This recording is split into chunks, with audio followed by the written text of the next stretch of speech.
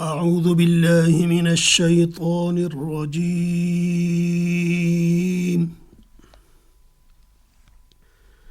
بسم الله الرحمن الرحيم.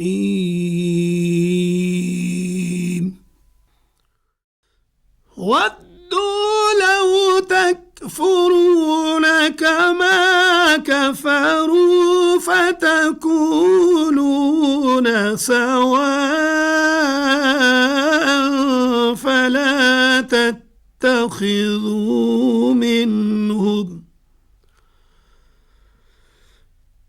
فلا تتخذوا منهم أولياء حتى يهاجروا في سبيل الله،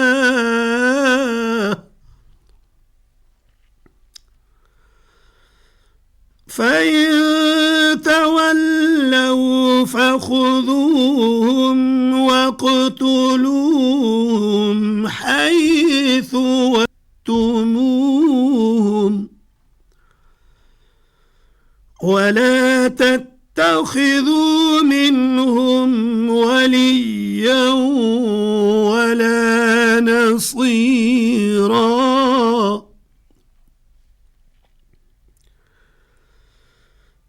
إلا الذين يصلون إلى قوم بينكم وبينهم ميثاق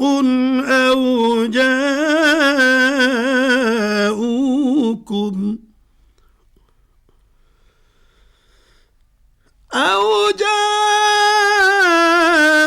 جاءوكم حصرت صدورهم أن يقاتلوكم أو يقاتلوا قومهم، ولو شاء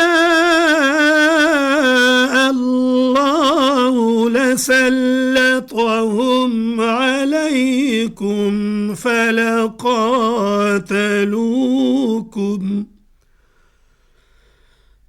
فإن اعتزلوكم فلم يقاتلوكم وألقوا إليكم السلم فما جعل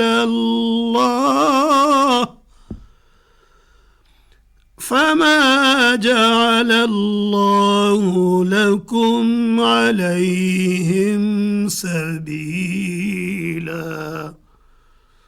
صدق الله العظीम।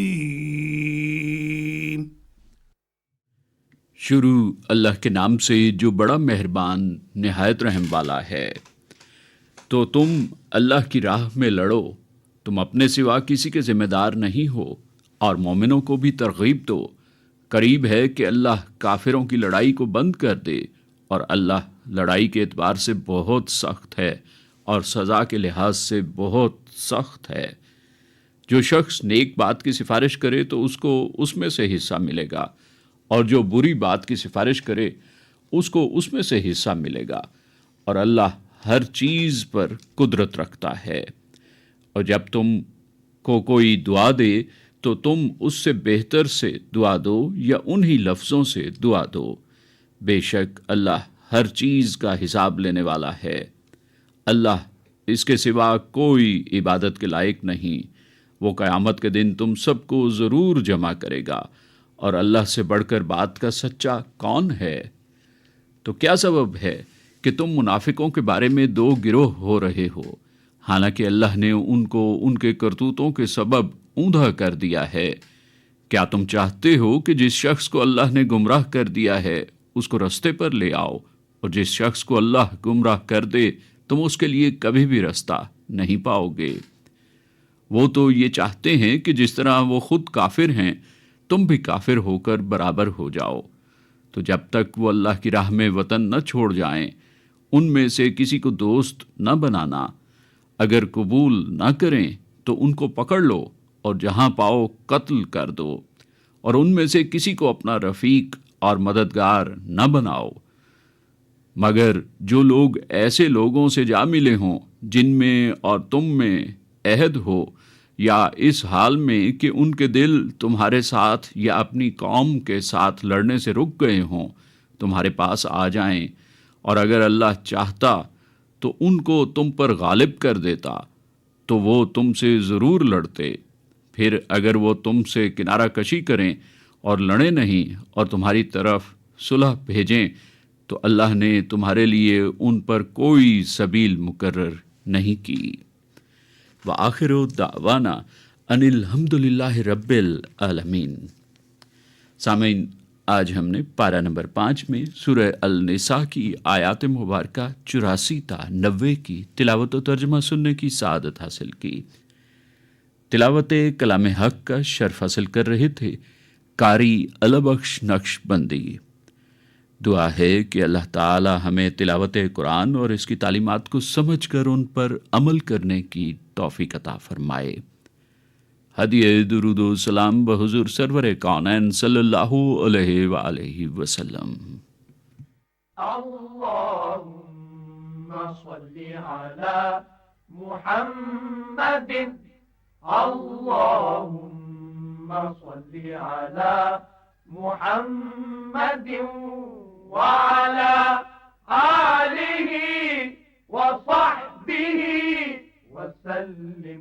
اللہم صلی علی محمد، اللہم صلی علی محمد وعلى آلہ وصحبہ وسلم۔ اللہم صلی علی محمد، اللہم صلی علی محمد وعلى آلہ وصحبہ وسلم۔ ارشاد رب العزت ہوا، سو تم مجھے یاد کیا کرو، میں تمہیں یاد کیا کروں گا، اور میرا احسان مانتے رہنا اور ناشکری نہ کرنا۔ تیرے در سے جاتا نہیں کوئی خالی، تیرے در سے جاتا نہیں کوئی خالی، تیری شان رحمت ہے سب سے نرالی، تیرے در سے جاتا نہیں کوئی خالی، بس ایک دولت جاویداں اس نے پائی،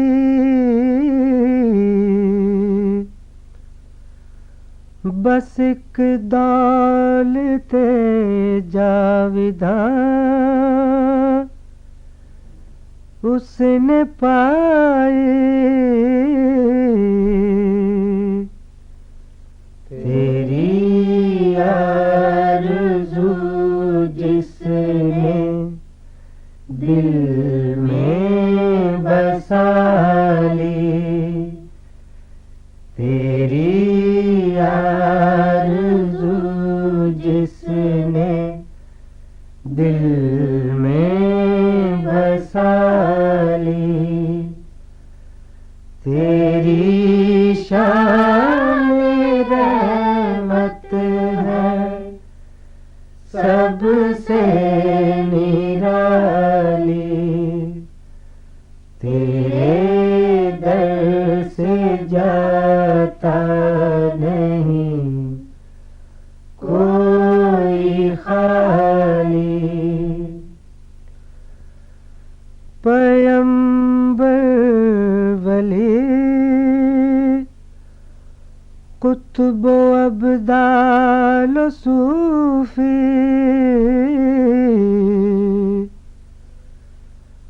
پیمبر ولی قطب و ابدال و صوفی کھڑے ہیں تیرے در پہ بن کر سوالی، کھڑے ہیں تیرے در پہ بن کر سوالی، تیری شان رحمت ہے سب سے نرالی، تیرے در سے جاتا نہیں کوئی خالی، گلوں سے آیا چاند تاروں سے ظاہر،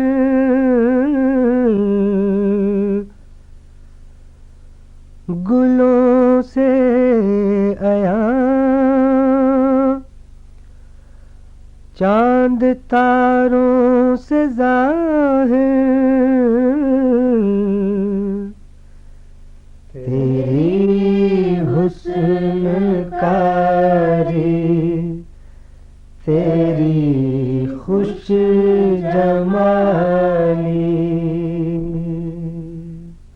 حمد باری تعالی سامعین ابھی ہم سننے کی سعادت حاصل کر رہے تھے۔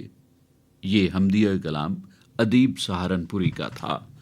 گلہائے عقیدت پیش کرنے کی سعادت حاصل کر رہے تھے مہدی حسن اور ہم نوا۔ درس حدیث، آئیے سامعین تقاریر کا سلسلہ سنتے ہیں، جس میں آج ہم پروفیسر ڈاکٹر علی اصغر شاہد کی گفتگو سن رہے ہیں۔ بسم اللہ الرحمن الرحیم، الحمد للہ وحدہ والصلاة والسلام علی من لا نبی بعد اما بعد۔ عن عبد اللہ بن عمرو رضی اللہ عنہ ان رسول اللہ صلی اللہ علیہ وسلم قال یغفر لشہید کل ذنب الا الدین۔ حضرت عبداللہ ابن عمر رضی اللہ تعالیٰ عنہ سے روایت ہے کہ رسول اللہ صلی اللہ علیہ وسلم نے ارشاد فرمایا، وہ شخص جس نے راہ خدا میں جان دی اس کا ہر گناہ معاف ہو جائے گا سوائے قرض کے۔ سید الرسل امام الانبیاء خاتم المرسلین حضرت محمد رسول اللہ صلی اللہ علیہ وسلم نے مالداروں کو ترغیب دی ہے کہ وہ حاجت مندوں کو قرض دیں، قرض کی ادائیگی کے لیے مقروض کو سہولت تک مہیا کریں۔ مقروض اگر مفلس اور نادار ہو تو اسے کل قرض یا قرض کا کچھ حصہ معاف کر دیں۔ اس پر اللہ تعالیٰ سے ملنے والے اجر و ثواب کو بھی بیان فرمایا ہے۔ دوسری طرف قرض داروں کو متنبہ فرمایا ہے کہ وہ جلد از جلد قرض ادا کرنے میں کوشاں ہوں اور اس کے بوجھ سے نجات حاصل کریں۔ اگر خدا نخواستہ قرض ادا کرنے کے بغیر دنیا سے چلے گئے تو آخرت میں انہیں اللہ تعالیٰ بھی معاف نہیں فرمائیں گے۔ رسول اللہ صلی اللہ علیہ وسلم مقروض کی نماز جنازہ بھی ادا نہیں کرتے تھے، جنازہ پڑھنے سے انکار فرما دیتے تھے۔ مذکورہ بالا حدیث میں بھی اسی کو بیان کیا گیا ہے کہ اخلاص کے ساتھ اللہ کے راستے میں شہید ہونا ایسا مقبول عمل ہے کہ وہ آدمی کے تمام گناہوں کا کفارہ بن جاتا ہے، اس کی برکت سے سارے گناہ معاف ہو جاتے ہیں، اسے بخش دیا جاتا ہے۔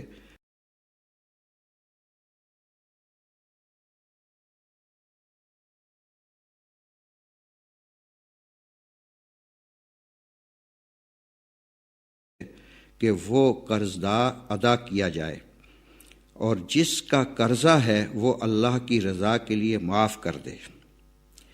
اسی طرح حدیث پاک میں موجود ہے، ان ابی موسیٰ رضی اللہ عنہ عن النبی صلی اللہ علیہ وسلم قال ان اعظم الذنوب عند اللہ ان تلقاہ عبد بعد الکبائر التي نہى اللہ عنها ان یموت رجل وعلیہ دین لا یدع لہ قضاء۔ حضرت ابو موسیٰ اشعری رضی اللہ تعالیٰ عنہ سے روایت ہے، وہ فرماتے ہیں کہ رسول اللہ صلی اللہ علیہ وسلم نے ارشاد فرمایا، ان کبیرہ گناہوں کے بعد جن سے اللہ تعالیٰ نے منع فرمایا ہے، جیسے شرک، زنا، چوری، ڈکیتی وغیرہ، سب سے بڑا گناہ یہ ہے کہ آدمی اس حال میں مرے کہ اس پر قرض ہو اور اس کی ادائیگی کا سامان چھوڑ کر نہ گیا ہو۔ اس سے بھی زیادہ سخت حدیث میں ارشاد فرمایا، عن ابی ہریرہ رضی اللہ عنہ قال قال رسول اللہ صلی اللہ علیہ وسلم، نفس الموت معلقۃ بدینہ حتی یقضى عنہ۔ حضرت ابو ہریرہ رضی اللہ تعالی عنہ سے روایت ہے، وہ فرماتے ہیں کہ رسول اللہ صلی اللہ علیہ وسلم نے ارشاد فرمایا، مومن بندہ کی روح اس کے قرضہ کی وجہ سے بیچ میں معلق اور رکی رہتی ہے جب تک وہ قرض ادا نہ کر دے جو کہ اس پر ہے۔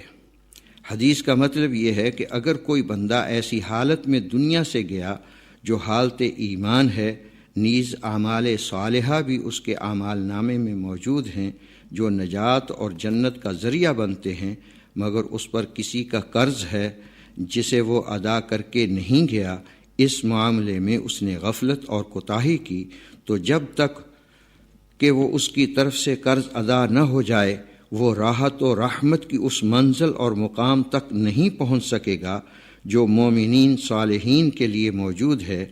اللہ کا قانون قرض کے سلسلے میں کسی قدر بے لاگ اور سخت ہے، اور اس حدیث سے معلوم ہوتا ہے جس میں ارشاد فرمایا، صحیح مسلم وغیرہ میں ہے کہ حضرت ابو قتادہ رضی اللہ تعالیٰ عنہ سے روایت ہے کہ ایک آدمی نے رسول اللہ صلی اللہ علیہ وسلم سے عرض کیا کہ یا رسول اللہ، مجھے بتلائیے کہ اگر میں اللہ کے راستے میں صبر اور استقامت کے ساتھ نیز اللہ کی رضا اور ثواب آخرت کی طلب ہی میں جہاد کروں اور مجھے اس حال میں شہید کر دیا جائے کہ میں پیچھے نہ ہٹ رہا ہوں بلکہ پیش قدمی کر رہا ہوں، تو کیا میری اس شہادت اور قربانی کی وجہ سے اللہ تعالیٰ میرے سارے گناہ معاف کر دیں گے؟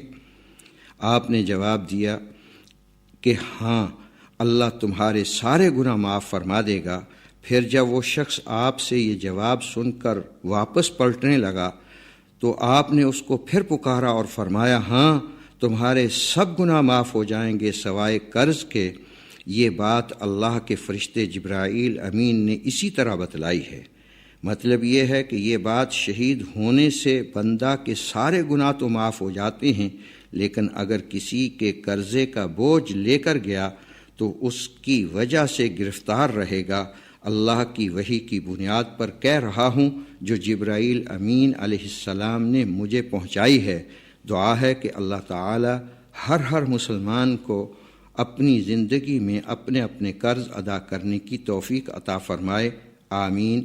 وما توفیق الا باللہ علیہ توکلت و الیہ انیب۔ درس حدیث تقاریر کا سلسلہ سامعین ابھی ہم سن رہے تھے، جس میں آج ہم نے پروفیسر ڈاکٹر علی اصغر شاہد کی گفتگو سنی۔ دل میں اترتے حرف سے مجھ کو ملا پتہ تیرا، دل میں اترتے حرف سے مجھ کو ملا پتہ تیرا، معجزہ حسن صوت کا زمزمائے صدا تیرا، معجزہ حسن صوت کا زمزمائے صدا تیرا، دل میں اترتے حرف سے مجھ کو ملا پتہ تیرا، جاں تیری سر بسر جمال، دل تیرا انعام مثال، جہاں تیری سر بسر جمال، دل تیرا آئینہ مثال، تجھ کو تیرے عدو نے بھی دیکھا تو ہو گیا تیرا، دل میں اتر کے حرف سے مجھ کو ملا پتا تیرا، معجزہ حسن صوت کا، زمزم صدا تیرا، اے میرے شاہ شرق و غرب، نانے جمی غذا تیری، اے میرے شاہ شرق و غرب، نانے جمی غذا تیری، اے میرے بوریا نشین، سارا جہاں گدا تیرا، دل میں اتر کے حرف سے مجھ کو ملا پتا تیرا، معجزہ حسن صوت کا، زمزم صدا تیرا، میرا تو کائنات میں تیرے سوا کوئی نہیں، میرا تو کائنات میں تیرے سوا کوئی نہیں، عرض تیری سما تیرے، بندے تیرے خدا تیرا، دل میں اترتے حرف سے مجھ کو ملا پتا تیرا، معجزہ حسن صوت کا، زمزم صدا تیرا۔ گلہائے عقیدت پر حضور سرور کونین صلی اللہ علیہ وآلہ وسلم پیش کرنے کی سعادت حاصل کر رہے تھے غلام عباس اور ہم نوا۔ سامعین، یہ نعتیہ کلام احمد ندیم قاسمی کا تھا۔ روشنی۔ آئیے سامعین، اعلیٰ اخلاقی قدروں پر مبنی سلسلہ سنتے ہیں جس میں آج ہم شجاع الدین شیخ کی گفتگو سن رہے ہیں۔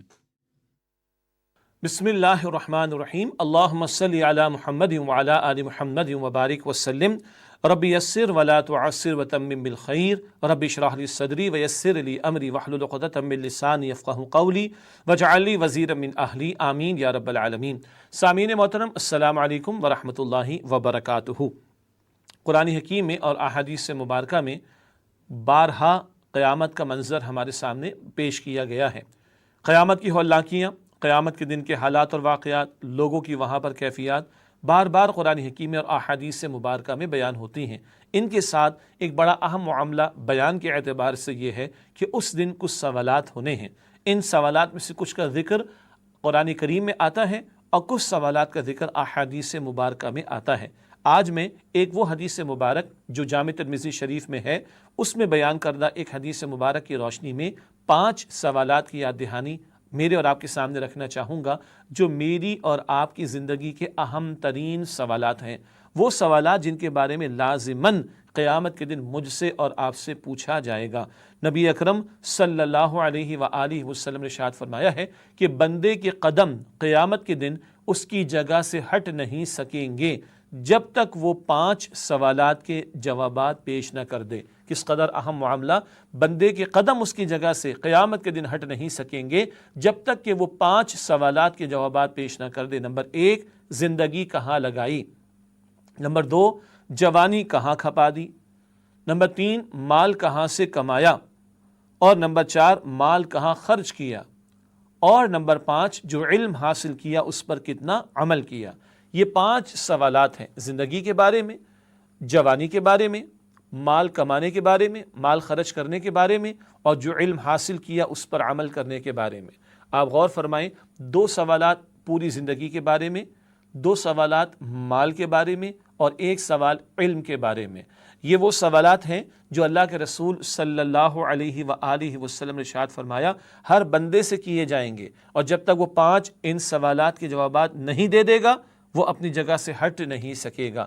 غور کیجئے گا، آج کتنے سوالات کے بارے میں فکر مندی ہے، کبھی اداکاروں کے بارے میں، اداکاراؤں کے بارے میں، گانے والوں کے بارے میں، کھیلنے والوں کے بارے میں، فلاں کاروبار کرنے والوں کے بارے میں، سیاست کرنے والوں کے بارے میں، دن رات ایک بات لگی ہوئی ہے، اچھا اس نے کیا کہہ دیا، اس نے کیا کر دیا، اس کا کیا بنا، اس کا کیا بنا۔ ان سارے سوالات کے تو چکر پر چکر ہیں جو چلتے چلے جا رہے ہیں، لیکن جو میری اور آپ کی زندگی کے بارے میں اہم ترین سوالات ہیں، جن کے بارے میں لازماً قیامت کے دن سوال ہوگا، ان کے حوالے سے کس قدر یاد دہانی ہے؟ نہیں ہے، اور اکثر و بیشتر نہیں ہے۔ پہلا سوال، زندگی کہاں لگائی؟ ہم اور آپ بندے ہیں، اللہ تعالیٰ مالک ہے، ہمارا ایمان ہے نا، تو یہ زندگی آپ کے پاس میرے پاس امانت ہے، اللہ کی امانت ہے۔ اللہ پوچھے گا یہ وجود عطا کیا تھا، اس میں روح ڈالی گئی تھی، اس وجود میں اعضاء دیے تھے، یہ تمہیں صلاحیتیں دی تھیں، اس پورے وجود کو، ان صلاحیتوں کو کہاں لگایا؟ اللہ کی معرفت، اللہ کو پہچاننے، اللہ کو مان کر اللہ کی ماننے کی کوشش کی، اللہ کی بندگی میں اس کو لگایا کہ نہیں؟ دوسرا سوال، جوانی کا لگا دی؟ زندگی کا جو سب سے نقطہ عروج والا وقت ہوتا ہے جوانی، جب ساری صلاحیتیں اپنے نقطہ عروج پر ہوتی ہیں، پہاڑوں سے ٹکرانے کا حوصلہ انسان میں ہوتا ہے، جذبات اپنی انتہا پر ہوتے ہیں، قوتیں اپنی انتہا پر ہوا کرتی ہیں، یہ جوانی کہاں لگا دی؟ سیر سپاٹوں کے اندر، کھیل تماشوں کے اندر، فضولیات میں، یا مقصد والے کاموں میں؟ جی، اس جوانی اور ان صلاحیتوں کو ظلم و ستم کے لیے استعمال کیا، زیادتیوں کے لیے استعمال کیا، یا خیر کے کاموں کے لیے اور حق بات کے لیے جائز امور میں اختیار کیا؟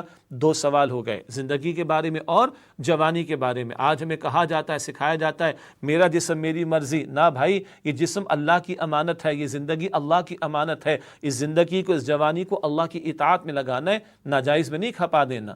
تیسرا سوال، مال کہاں سے کمایا؟ ہم کمانے میں بھی آزاد نہیں۔ اور چوتھا سوال، مال کہاں خرچ کیا؟ ہم خرچ کرنے میں بھی آزاد نہیں۔ حلال حرام کی تمیز رکھنی ہوگی۔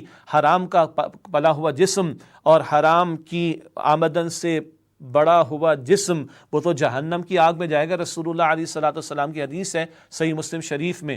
تو کمانے میں بھی حلال کا خیال رکھنا اور جائز امور میں خرچ کرنا، حرام کاموں میں، نافرمانی کے کاموں میں، علل تللو کے اندر، فضولیات کے اندر، بدعات کے اندر، غلط رسومات میں خرچ نہیں کرنا۔ تو تیسرا چوتھا سوال، مال کہاں سے کمایا اور مال کہاں خرچ کیا؟ اور پانچواں سوال، جو علم حاصل کیا اس پر کتنا عمل کیا؟ آج فضول بحثوں میں تو لوگوں کے گھنٹوں اور راتیں لگ جاتی ہیں، فضول بحثیں کرتے کرتے راتوں کی راتیں گزر جاتی ہیں لوگوں کی، مگر بھائی جو علم ملا اس پر عمل کتنا ہے؟ اب بحث کرانے کے لیے علم بہت ہے، عمل کے میدان میں علم کس قدر نظر آ رہا ہے؟ اور دین کا بنیادی علم ہر مسلمان کے پاس ہے۔ کس کو معلوم نہیں توحید کے بارے میں، آخرت کے بارے میں اور رسالت کے بارے میں؟ کس کو بنیادی عبادات کے بارے میں معلوم نہیں؟ کس کو بنیادی اخلاقیات کے بارے میں معلوم نہیں؟ کس کو بنیادی جو چیزیں حرام ہیں ان کے بارے میں معلوم نہیں؟ بحثیں کرانے کے لیے بہت کچھ ہمارے پاس وقت ہے نہ، جو علم حاصل کیا اس پر کتنا عمل کیا؟ یہ آپ کی میری زندگی کے اہم ترین سوالات ہیں۔ کیا ان سوالات کی ہم تیاری کر رہے ہیں؟ لازماً یہ پوچھے جائیں گے۔ بہت سارے ایسے سوالات میں لوگوں کا وقت گزر رہا ہے اور برباد ہو رہا ہے جو قیامت کے دن نہیں پوچھے جائیں گے، مگر یہ سوالات اہم ترین، زندگی کہاں لگائی، جوانی کہاں کھپائی، مال کہاں سے کمایا، مال کہاں خرچ کیا، اور جو علم حاصل کیا اس پر کتنا عمل کیا۔ اللہ کے نبی علیہ السلام نے فرمایا کہ بندہ جب تک ان سوالات کے جوابات پیش نہیں کر دے گا وہ اپنی جگہ سے اپنے قدم ہٹا نہیں سکے گا۔ اللہ کل کا معاملہ آسان فرمائے، ہم سب کے حساب کو آسان فرمائے، اور ان سوالات کی واقعتاً آج مہلت ہے، مہلت سے پہلے کہ ختم ہو جائیں، تیاری کرنے کی توفیق عطا فرمائے۔ وآخر دعوانا ان الحمد للہ رب العالمین، والسلام علیکم ورحمۃ اللہ وبرکاتہ۔ روشنی، اعلیٰ اخلاقی قدروں پر مبنی سلسلہ سامعین ابھی ہم سن رہے تھے، جس میں آج ہم نے شجاع الدین شیخ کی گفتگو سنی۔ نبی کریم صلی اللہ علیہ وآلہ وسلم نے ارشاد فرمایا، اپنے اخلاق و عادات سنوارو، ایمان مکمل ہو جائے گا۔ غمگین دلوں کو امن و سکون کا پیام ہے،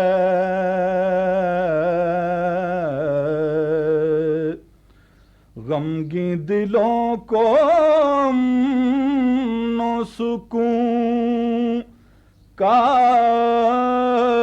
پیام ہے،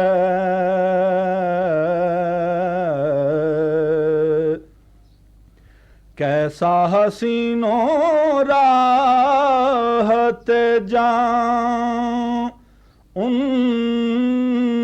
کا نام ہے،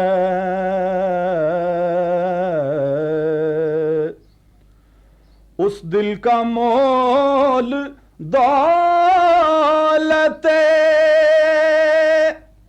کونین بھی نہیں،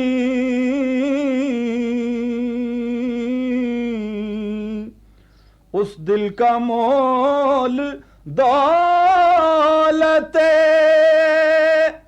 کونین بھی نہیں، جس میں متاع الفت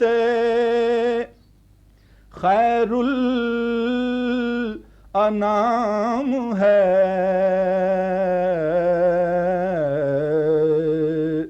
جس میں متاع الفت خیر الانام ہے،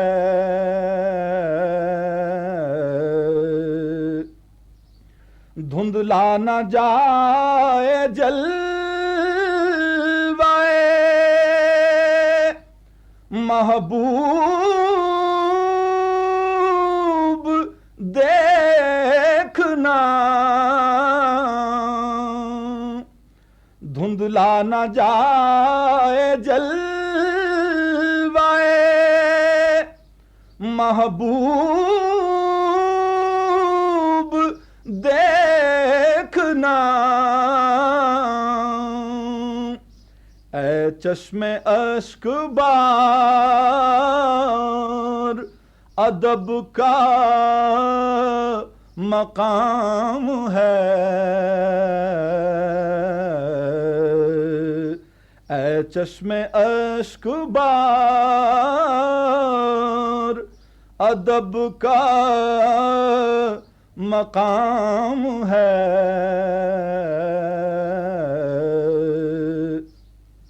شکر خدا کہ فرصت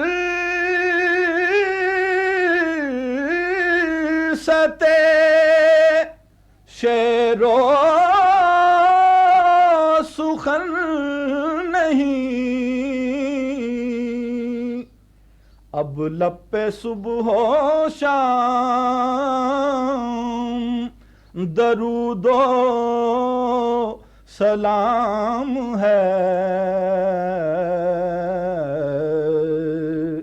اب لب پہ صبح و شام درود و سلام ہے،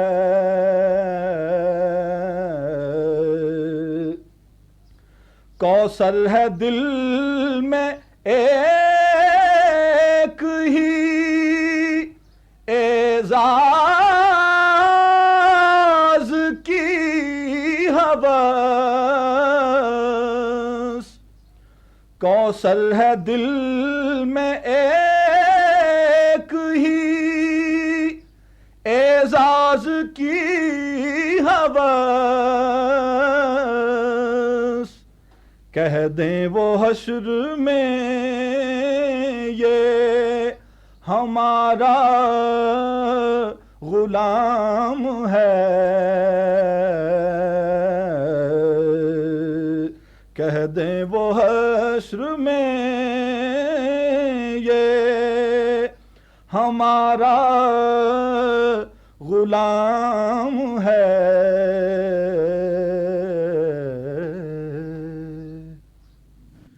نعت رسول مقبول صلی اللہ علیہ وآلہ وسلم سامعین، ابھی ہم سننے کی سعادت حاصل کر رہے تھے، گلہائے عقیدت پیش کر رہے تھے منظور الکونین، اور یہ نعتیہ کلام مولانا کوثر نیازی کا تھا۔ آپ نے پوچھا ہے، آئیے سامعین سلسلہ سنتے ہیں جس میں آپ کے دینی اور سماجی مسائل کے حوالے سے پوچھے گئے سوالات کے جوابات قرآن و سنت کی روشنی میں دے رہے ہیں ڈاکٹر سہیل حسن۔ بسم اللہ الرحمن الرحیم، الحمد للہ رب العالمین، والصلاة والسلام علی سید المرسلین وعلی آلہ وصحبہ اجمعین۔ آج کے ہمارے اس پروگرام میں پہلا خط موصول ہوا ہے ہمیں نوشیرہ سے حامد خان صاحب کا۔ وہ یہ پوچھتے ہیں، کیا مجھے بطور مالک دکان اجازت ہے کہ خفیہ سیکیورٹی کیمرے ملازمین کے علم میں لائے بغیر نصب کر دوں؟ میرا مقصد یہ ہے کہ ایک ملازمین کی نگرانی ہو جائے گی، دوسرا مقصد یہ ہے کہ چوری وغیرہ سے تحفظ مل جائے گا۔ تو اس کے جواب میں عرض یہ ہے کہ دکاندار کو اپنے ملازمین کی نگرانی کے لیے سیکیورٹی کیمرے نصب کرنے کی اجازت ہے، کر سکتا ہے، بشرطے کہ سب کو کیمروں کے بارے میں علم ہو۔ کہیں ایسا نہ ہو کہ وہ تنہائی سمجھ کر لباس تبدیل کرنے لگے اور غیر مناسب مناظر ریکارڈ ہو جائیں۔ اگر ملازمین کے علم میں لائے بغیر کیمرے لگائے جائیں گے، یہ عین وہی ممنوع جاسوسی ہے جسے قرآن کریم نے منع کیا ہے، جیسے کہ ارشاد باری تعالیٰ ہے، یا ایھا الذین آمنوا اجتنبوا کثیرا من الظن ان بعض الظن اثم ولا تجسسوا، کہ ایمان والو بہت زیادہ بدگمانیوں سے بچو، یقیناً کچھ گمان گناہ ہوتے ہیں، اور نہ ہی جاسوسی کرو۔ اسی طرح رسول اللہ صلی اللہ علیہ وسلم کا صریح حکم ہے کہ اپنے آپ کو بدگمانی سے بچاؤ، کیونکہ بدگمانی جھوٹی ترین بات ہے۔ کسی کی برائیوں کی ٹوہ میں نہ لگو، نہ ہی کسی کی خفیہ باتوں کو معلوم کرنے کی کوشش کرو، حسد نہ کرو، نہ ہی ایک دوسرے سے پہلو تہی کرو، آپس میں بغض نہ رکھو، اور بھائی بھائی بن کر رہو۔ تو حدیث کے عربی الفاظ میں بھی تجسس کا استعمال کیا گیا ہے، جس کا مطلب یہ ہے کہ لوگوں کی برائیوں اور پردے والی باتوں کی ٹوہ لگانا۔ تو جس مقصد کے لیے کیمرے نصب کیے جا رہے ہیں، ملازمین کی نگرانی ہو اور دکان کو چوری سے بچانا مقصود ہو، تو یہ مقصد اپنی مکمل صورت میں تبھی حاصل ہوگا جب کیمرہ لگاتے ہوئے بتا بھی دیا جائے۔ اگر نہیں بتلایا جائے گا تو یہ پھر جاسوسی ہے اور عیب جوئی ہے۔ بعض علماء کا یہی کہنا ہے کہ جاسوسی دوسروں کے عیب کی تلاش کرنے کو کہتے ہیں، یعنی انسان غور سے دیکھے یا خاموش ہو جائے یا کان لگا کر سنے، شاید اپنے بھائی کی کوئی خامی اس کے ہاتھ لگ جائے یا اپنے بھائی کی کوئی برائی دیکھ لے۔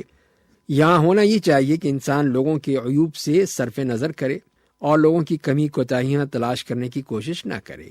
اس لیے انسان کو جاسوسی زیب نہیں دیتی، لوگوں کی ظاہری کیفیت کے مطابق تعامل کرے، یہاں تک کہ کوئی ظاہری شواہد اس سے متصادم نظر آئیں۔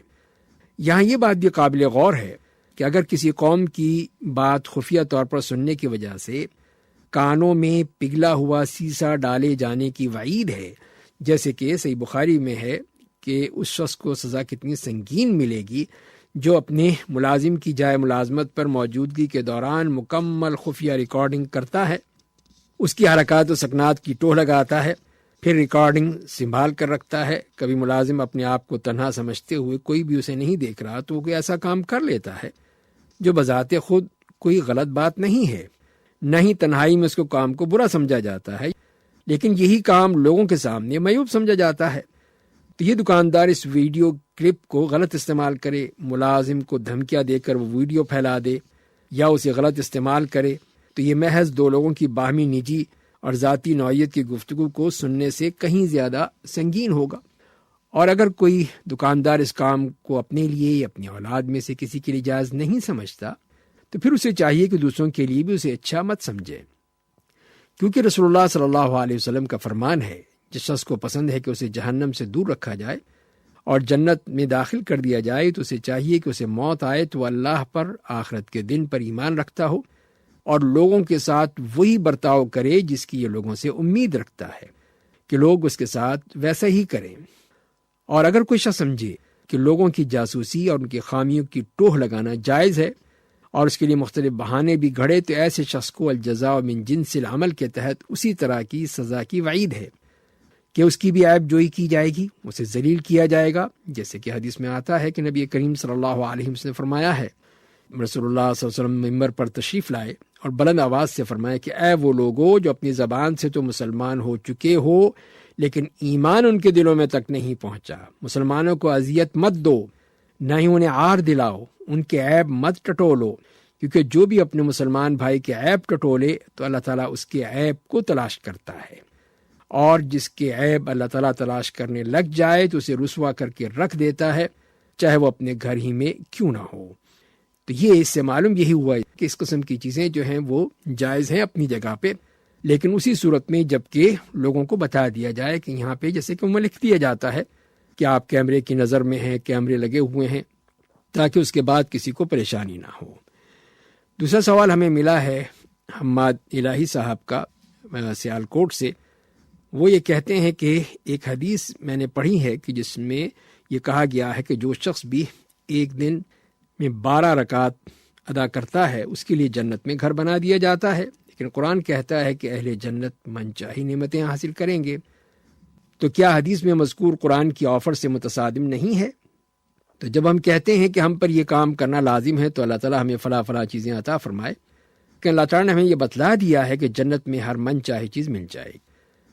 تو جواب میں عرض یہ ہے کہ متعدد نیکیاں ایسی ہیں جنہیں کرنے والوں کو جنت میں گھر کی صورت میں بدلہ دیا جائے گا، جیسے کہ سیدہ ام حبیبہ رضی اللہ تعالیٰ عنہ سے یہ روایت ہے کہ انہوں نے رسول کریم صلی اللہ علیہ وسلم کو فرماتے ہوئے سنا ہے کہ جو شخص ایک دن اور رات میں 12 رکعت پڑھے اس کے لیے جنت میں گھر بنا دیا جاتا ہے۔ ایسی احادیث کے بارے میں مسلمان کے لیے مناسب نہیں ہے کہ انہیں اللہ تعالیٰ کے فرمان سے متصادم سمجھے، جیسے کہ فرمان باری تعالیٰ ہے ان الذين قالوا ربنا الله ثم استقاموا تتنزل عليهم الملائكة الا تخافوا ولا تحزنوا وابشروا بالجنة التي كنتم توعدون نحن اولياؤكم في الحياة الدنيا وفي الآخرة ولكم فيها ما تشتهي انفسكم ولكم فيها ما تدعون۔ یقیناً جن لوگوں نے کہا ہمارا پروردگار اللہ ہے پھر اس پر ڈٹ گئے، ان پر فرشتے نازل ہوتے ہیں کہ تم خوف مت کھاؤ نہ ہی غم کرو، بلکہ تم سے جس جنت کا وعدہ کیا گیا ہے اس کی خوشخبری سن کر خوش ہو جاؤ۔ ہم تمہارے دنیا اور آخرت کی زندگی میں دوست ہیں، تمہارے لیے آخرت میں وہ کچھ ہے جو تمہارا من چاہے گا اور تمہیں وہ کچھ ملے گا جو تم مانگو گے۔ وہ اس طرح کہ جب جنت میں داخل ہونے والے کو سب کچھ ملے گا تو اب جنت میں جا کر جتنی مرضی گھروں کی تمنا کر لے، اب اسے روزانہ 12 رکعت سنت مؤکدہ پابندی کرنے کی ضرورت نہیں ہے۔ اس کی وجہ یہ ہے کہ جب اللہ تعالیٰ نے نیکیوں کے بدلے میں جزا دینے کا انداز اپنایا ہے تو لازمی ہے کہ اس میں کوئی نہ کوئی حکمت ہوگی، اور جب ہمیں اللہ تعالیٰ کی حکمت، فضل اور عدل پر اعتماد ہے تو ہمیں ایسے سوال نہیں اٹھانے چاہیے، کیونکہ اللہ تعالیٰ کا ارشاد یہی ہے کہ لا یسأل عما یفعل وهم یسألون، اللہ جو کرتا ہے اس کے متعلق اللہ سے نہیں پوچھا جاتا، لیکن مخلوقات کی باز پرس ہوگی۔ تو ممکن ہے کہ جنت میں گھر ملنے کے وعدے میں درج ذیل حکمتیں موجود ہوں۔ پہلی کہ کسی ایک نئے کام پر بدلہ مختص کر دینے سے انسان کو وہ نیک کام کرنے کی رغبت حاصل ہوتی ہے، اور انسان کا دل وہ نیک کام کرنے پر مزید مطمئن ہو جاتا ہے، کیونکہ اس میں جنت کے داخلے کے بجائے اضافی اجر مل رہا ہے کہ وہ جنت میں مخصوص نیکی کے مزے بھی لے گا، اور اس طرح دل میں نیکی کی مزید رغبت بھی پیدا ہوگی۔ اور دوسری بات یہ ہے کہ یہ ممکن ہے کہ ان گھروں کی ایسی امتیازی حیثیت ہو جن کی مومن جنت میں تمنا کرے گا، جیسا کہ ایک اہل علم نے سیدنا عثمان ابن عفان رضی اللہ عنہ کی حدیث کے متعلق کہا ہے کہ انہوں نے رسول اللہ صلی اللہ علیہ وسلم کو فرماتے ہوئے سنا ہے کہ جو شخص اللہ تعالیٰ کے لیے مسجد بنائے تو اللہ تعالیٰ اس کے اسی جیسا گھر جنت میں بنا دیتا ہے۔ تو اس سے معلوم یہی ہوا کہ یہ چیزیں جو ہے یہ اللہ تعالیٰ کی طرف سے اپنے بندوں کے لیے مخصوص کی گئی ہیں، خاص اعمال کی بنیاد پہ، ورنہ اصل یہی ہے کہ وہ جو چاہے گا اس کو ملے گا۔ اللہ تعالیٰ ہمیں نیک عمل کرنے کی توفیق عطا فرمائے۔ آپ نے پوچھا ہے، دینی و سماجی مسائل کے حوالے سے آپ کے پوچھے گئے سوالات کے جوابات قرآن و سنت کی روشنی میں دے رہے تھے ڈاکٹر سہیل حسن۔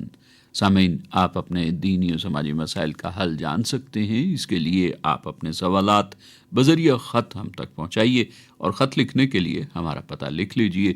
انچارج پروگرام حیا علی الفلاح، معرفت اسٹیشن ڈائریکٹر، ریڈیو پاکستان، اسلام آباد۔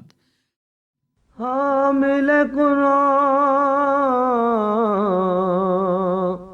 نور مجسم صلی اللہ علیہ وسلم، حامل قرآن نور مجسم صلی اللہ علیہ وسلم شاہ عرب سرکار دو عالم صلی اللہ علیہ وسلم شاہ عرب سرکار دو عالم صلی اللہ علیہ وسلم عصمت و عفت کا رکھوالا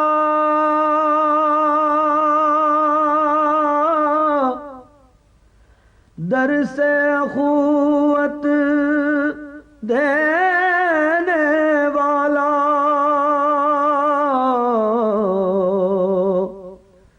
عصمت و عفت کا رکھوالا در سے اخوت دینے والا عظمت کے اسرار کا محرم صلی اللہ علیہ وسلم بے کس و ناکس کا وہ حامی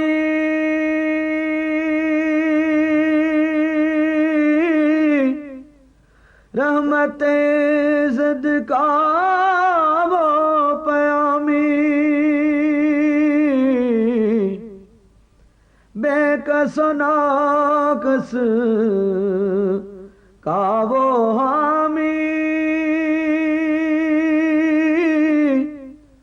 رحمت زد کا وہ پیامی بارگاہ حق میں ہے مکرم صلی اللہ علیہ وسلم بارگاہ حق میں ہے مکرم صلی اللہ علیہ وسلم حامل قرآن نور مجسم صلی اللہ علیہ وسلم ظاہر و باطن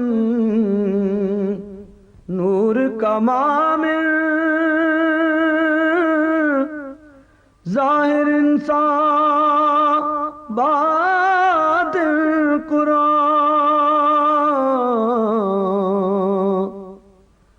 ظاہر و باطن نور کا معامر ظاہر انسان باطن قرآن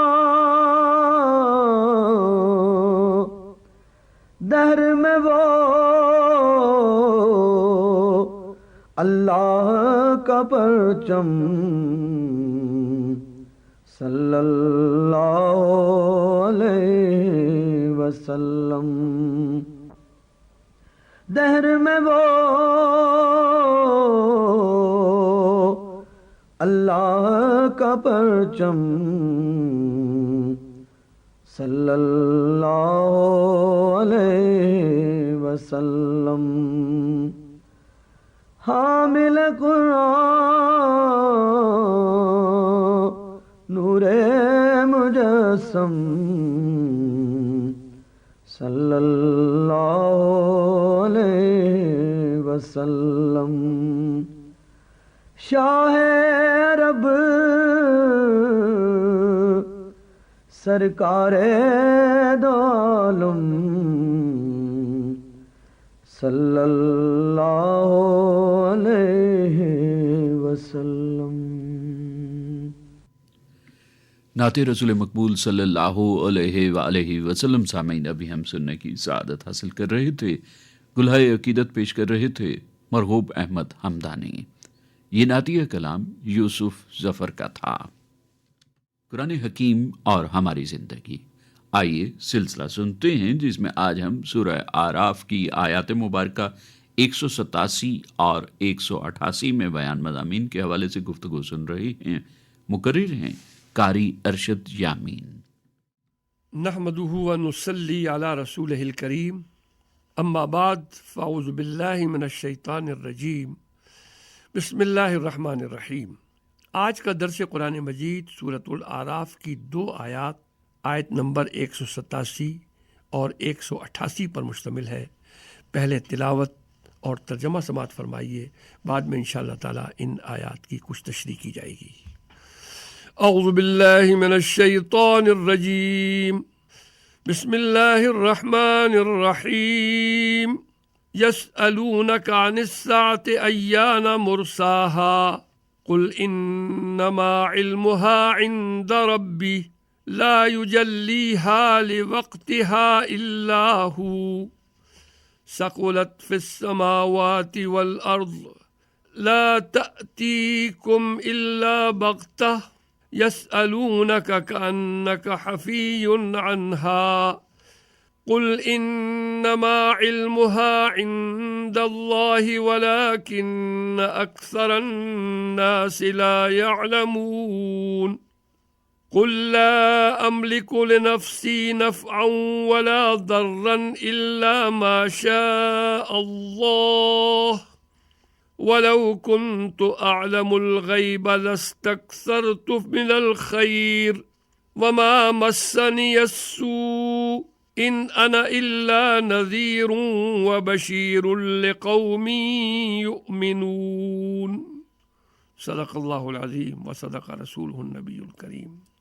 ان آیات کریمہ کا ترجمہ یہ ہے، یہ لوگ آپ سے قیامت کے متعلق سوال کرتے ہیں کہ اس کا وقوع کب ہوگا۔ آپ فرما دیجئے کہ اس کا علم صرف میرے رب ہی کے پاس ہے، اس کے وقت پر اس کو کوئی سوا اللہ کے ظاہر نہ کرے گا۔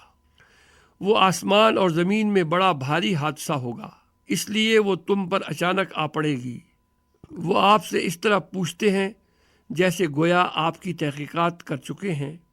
آپ فرما دیجئے کہ اس کا علم خاص اللہ ہی کے پاس ہے، لیکن اکثر لوگ نہیں جانتے۔ آپ کہہ دیجئے میں خود اپنی ذات کے لیے کسی نفع کا اختیار نہیں رکھتا اور نہ کسی ضرر کا، مگر اتنا ہی کہ جتنا اللہ تعالیٰ نے چاہا، اور اگر میں غیب کی باتیں جانتا تو میں بہت سے منافع حاصل کر لیتا اور کوئی مضرت ہی مجھ پر واقع نہ ہوتی۔ میں تو محض عذاب سے ڈرانے والا اور احکام شریعہ بتلا کر ثواب کی بشارت دینے والا ہوں ان لوگوں کو جو ایمان رکھتے ہیں۔ صدق اللہ العظیم و صدق رسولہ النبی الکریم۔ ان آیات کریمہ میں خالق ارض و سما نے 2 باتیں ارشاد فرمائی ہیں۔ نمبر 1، قیامت کے آنے کا صحیح وقت اللہ تعالیٰ کے سوا کسی کو معلوم نہیں، اور نمبر 2، آپ فرما دیجئے کہ اپنے نفع اور نقصان کا مالک میں نہیں ہوں اور نہ میں غیب جانتا ہوں، بلکہ میرے نفع اور نقصان کا مالک اللہ تعالیٰ ہے اور وہی غیب کو جانتا ہے۔ حضور اکرم صلی اللہ علیہ وسلم جب توحید کے ساتھ قیامت کے بارے میں بھی بتایا کرتے تو مشرکین قیامت کے بارے میں طرح طرح کی باتیں کیا کرتے تھے۔ کبھی اس کا وقت پوچھتے، کبھی بعض بعد الموت کا تذکرہ کرتے۔ ان کا سوالات پوچھنا قیامت کے بارے میں جاننا نہیں تھا، بلکہ اکثر وقوع قیامت کے بارے میں ہوتا تھا۔ جب آپ صلی اللہ علیہ وسلم جواب دیتے قل انما علمها عند ربی، آپ فرما دیجئے کہ اس کا علم صرف میرے رب کے پاس ہی ہے۔ ایک مرتبہ جبریل علیہ السلام آپ کے پاس انسانی صورت میں آئے اور کچھ سوالات کیے۔ ان سوالات میں ایک سوال یہ بھی تھا کہ قیامت کب واقع ہوگی۔ آپ نے اس کا جواب یہ عنایت فرمایا مل مسئول عنہا بعالم من السائل، جس سے سوال کیا گیا ہے وہ اس سے زیادہ جاننے والا نہیں ہے جس نے سوال کیا، یعنی اس بارے میں تم اور میں برابر ہیں، نہ تم جانتے ہو اور نہ مجھے اس کا علم دیا گیا ہے، اس کا علم تو صرف اسی وحدہ لا شریک کے پاس ہے۔ قیامت اچانک آ جائے گی، جس کی تفصیل حدیث میں اس طرح وارد ہوئی ہے کہ دو شخصوں نے اپنے درمیان میں کپڑا کھول کر رکھا ہوگا، ابھی خرید و فروخت نہ کرنے پائیں گے اور کپڑا لپیٹنے بھی نہ پائیں گے کہ قیامت واقع ہو جائے گی۔ کوئی شخص اپنی اونٹنی کا دودھ دھو کر چلے گا، وہ اسے پینے بھی نہ پائے گا کہ قیامت واقع ہو جائے گی۔ کوئی شخص اپنا حوض لیپ رہا ہوگا، وہ اس حوض میں اپنے جانوروں کو پانی نہ پلائے گا کہ قیامت آ جائے گی۔ اسی طرح کسی شخص نے اپنے منہ کی طرف لقمہ اٹھا کے رکھا ہوگا، وہ اسے کھانے بھی نہ پائے گا کہ قیامت آ جائے گی۔ اس کے بعد ارشاد فرمایا گیا، قُلْ لَا أَمْلِكُ لِنَفْسِي نَفْعًا وَلَا ضَرًّا إِلَّا مَا شَاءَ اللَّهُ وَلَوْ كُنْتُ أَعْلَمُ الْغَيْبَ لَاسْتَكْثَرْتُ مِنَ الْخَيْرِ وَمَا مَسَّنِيَ السُّوءُ إِنْ أَنَا إِلَّا نَذِيرٌ وَبَشِيرٌ لِقَوْمٍ يُؤْمِنُونَ۔ آپ کہہ دیجئے میں خود اپنی ذات خاص کے لیے کسی نفع کا اختیار نہیں رکھتا اور نہ کسی ضرر کا، اتنا ہی جتنا اللہ تعالیٰ نے چاہا، اور اگر میں غیب کی باتیں جانتا تو میں بہت سے منافع حاصل کر لیتا اور کوئی مضرت بھی مجھ پر واقع نہ ہوتی۔ میں تو محض عذاب سے ڈرانے والا اور احکامات شرعیہ بتلا کر ثواب کی بشارت دینے والا ہوں ان لوگوں کو جو ایمان رکھتے ہیں۔ اس آیت مبارکہ میں یہ ارشاد فرمایا گیا کہ آپ لوگوں کو بتا دیں کہ میں اپنے لیے نفع اور ضرر کے بارے میں کوئی اختیار نہیں رکھتا۔ اللہ تعالیٰ کی مشیت اور قضاء و قدر کے مطابق مجھے نفع و ضرر پہنچتا ہے، اور نقصان کے بارے میں آپ کو کوئی اختیار نہیں۔ تدابیر اور اسباب کے اختیار کرنے اور اعضاء و جوارح کی حرکت دینے سے جو نفع حاصل ہو جاتا ہے، بعض مرتبہ کوئی نقصان بھی پہنچ جاتا ہے، تو یہ سب اللہ کی مشیت کے تابع ہے، خود مختار میں نہیں بلکہ اللہ تعالیٰ ہے۔ اس کے بعد ارشاد فرمایا، ان انا الا نذیر و بشیر لقوم یؤمنون، میں تو محض عذاب سے ڈرانے والا اور احکامات شرعیہ بتا کر ثواب کی بشارت دینے والا ہوں ان لوگوں کو جو ایمان رکھتے ہیں، یعنی میرے فرائض منصبی میں عذاب الہی سے ڈرانا اور ان لوگوں کو جو ایمان لاتے ہیں تصدیق کرتے ہیں بشارت دینے والا ہوں۔ دعا کیجئے کہ اللہ تعالی ہم سب کو قرآن مجید پڑھنے، سمجھنے اور اس پر پورے طریقے سے عمل کرنے کی توفیق عطا فرمائے۔ وآخر الدعوانا ان الحمد للہ رب العالمین۔ قرآن حکیم اور ہماری زندگی سلسلہ سامعین ابھی ہم سن رہے تھے، جس میں آج ہم نے سورہ اعراف کی آیات مبارکہ 187 اور 188 میں بیان مضامین کے حوالے سے گفتگو سنی۔ مقرر تھے قاری ارشد یامین۔ اللهم صل على محمد اللهم صل على محمد وعلى آله وصحبه وسلم اللهم صل على محمد اللهم صل على محمد وعلى آله وصحبه وسلم۔ سوال کیا گیا کہ صبر کیا ہے؟ جواب ملا کہ جب کوئی آزمایا جا رہا ہو تو تب بھی زبان سے صرف الحمدللہ کے الفاظ ادا ہوں۔ آئیے بارگاہ رب العزت میں دعا کے لیے ہاتھ پھیلائیں۔ بسم اللہ الرحمن الرحیم۔ اے اللہ ہمارے گناہوں کو معاف فرما، ہماری خطاؤں کو درگزر فرما، ہماری لغزشوں سے پردہ پوشی فرما۔ اے اللہ ہمیں اپنی رضا والی زندگی عطا فرما۔ اے اللہ ہمیں ایسے عمل کرنے کی توفیق عطا فرما جس سے تو خوش ہوتا ہے، ایسے عمل کرنے کی توفیق عطا فرما جن سے تیرا محبوب راضی ہوتا ہے۔ اے مالک الملک ہمیں ایسے کاموں سے بچنے کی توفیق دے جن سے تیری ناراضگی آتی ہے، جن سے تیرا محبوب ناخوش ہوتا ہے۔ اے اللہ ہم گناہگار ہیں، ضعیف ہیں، کمزور ہیں، تو بخشنے والا ہے، قادر مطلق ہے، تمام طاقتوں اور قدرت کا مالک ہے۔ اے اللہ تو ہمارے گناہوں پر نظر نہ فرما بلکہ اپنی وسیع رحمت کے صدقے ہمارے گناہوں کو معاف فرما دے۔ اے اللہ ہمیں تو مانگنا بھی نہیں آتا، تو ہمیں بن مانگے عطا فرما۔ اے اللہ جو مانگا ہے وہ بھی عطا فرما، جو نہیں مانگ سکے بن مانگے عطا فرما۔ اے اللہ ہماری ان دعاؤں کو اپنے حبیب حضرت محمد مصطفیٰ صلی اللہ علیہ وسلم کے صدقے سے قبول فرما۔ ربنا تقبل منا انک انت السمیع العلیم وتب علینا انک انت التواب الرحیم، وصلی اللہ تعالی علی خیر خلقہ محمد وآلہ واصحابہ اجمعین۔